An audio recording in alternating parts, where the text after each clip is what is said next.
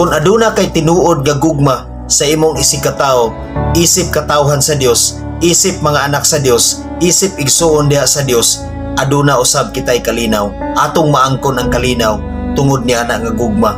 Ug tungod ni ana nga gugma ug kalinaw, mao kanay makapalig-on sa atong pagtuo diha sa Dios.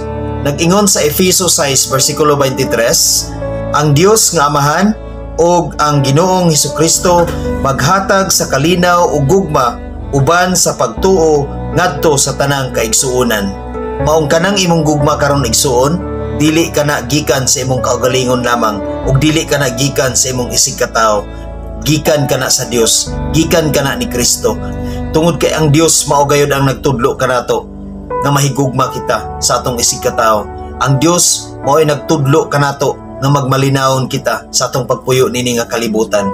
Gusto ni Lord igsuon nga aduna kitay relasyon sa atong isig katawo, isip iyang mga anak, isip katawhan sa Dios nini nga kalibutan, tungod kay mao kana ang kabubuton sa Dios.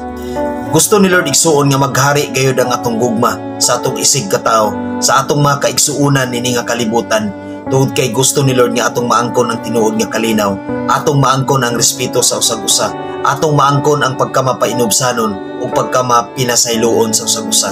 Gusto ni Lord nga atong batunan ang kinabuhi nga Dios nun, ang kinabuhi ni Kristo. Ug kanang tanan igsuon, ato gayud kanang mabuhat ug ato gayud kanang matuman pinaagi sa panabang sa Dios, pinaagi sa panabang ni Kristo. Tungod kay kanang tanan dili na to mahimo kung wala ang Dios sa atong kaugalingon. Dili na to mahimo sa atong pagkatawhanon lamang.